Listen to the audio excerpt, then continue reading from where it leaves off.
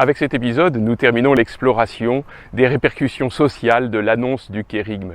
Le thème dont il est question aujourd'hui est incontournable non seulement dans le contexte de l'accélération des changements et des interactions entre les hommes, mais plus encore pour les catholiques que nous sommes. Entre la globalisation et la localisation, nous dit le pape, se produit aussi une tension. Il faut prêter attention à la dimension globale pour ne pas tomber dans une mesquinerie quotidienne. En même temps, il ne faut pas perdre de vue ce qui est local, ce qui nous fait marcher les pieds sur terre. L'union des deux empêche de tomber dans l'un de ces deux extrêmes. L'un, que les citoyens vivent dans un universalisme abstrait et globalisant, ressemblant aux passagers du wagon de queue, qui admirent les feux d'artifice du monde, celui des autres, la bouche ouverte et avec des applaudissements programmés.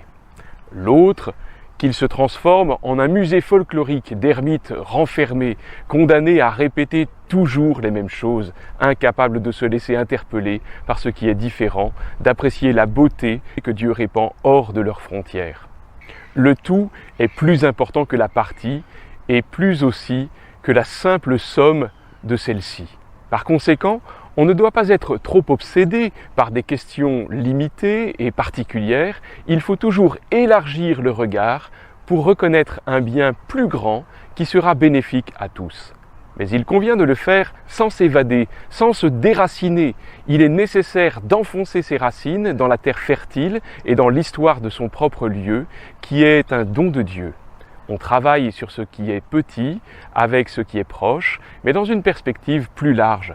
De la même manière, quand une personne qui garde sa particularité personnelle et ne cache pas son identité s'intègre cordialement dans une communauté, elle ne s'annihile pas, mais elle reçoit toujours de nouveaux stimulants pour son propre développement.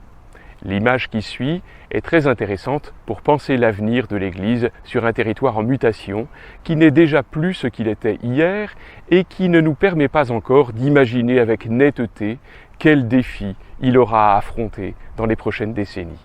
Le modèle n'est pas la sphère, qui n'est pas supérieure au parti, où chaque point est équidistant du centre, où il n'y a pas de différence entre un point et un autre. Le modèle est le polyèdre qui reflète la confluence de tous les éléments partiels qui en lui conservent leur originalité. Tant l'action pastorale que l'action politique cherchent à recueillir dans ce polyèdre le meilleur de chacun. Le pape nous libère à la fois de la tentation de ne considérer que le tout, en oubliant qu'il a en lui-même une complexité que nous ne pouvons pas réduire, niveler ou uniformiser, mais il nous appelle à dépasser les vues étroites qui finissent toujours par nous faire regarder l'autre comme un concurrent et une menace à ma prétention d'autonomie. À nous, chrétiens, ce principe nous parle aussi de la totalité ou de l'intégrité de l'Évangile que l'Église nous transmet et nous envoie prêcher.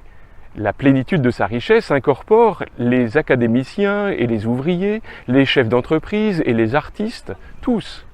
La mystique populaire accueille à sa manière l'Évangile tout entier, l'incarne sous forme de prière, de fraternité, de justice, de lutte et de fête.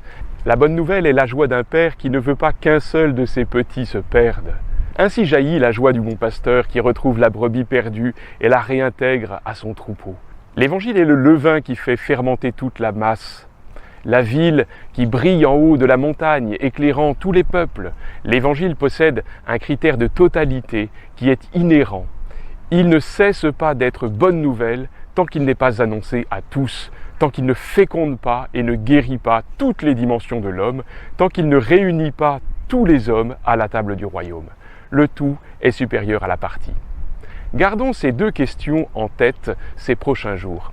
Quelle frontière ai-je du mal à dépasser dans ma paroisse? Comment puis-je mieux accueillir la diversité comme une richesse?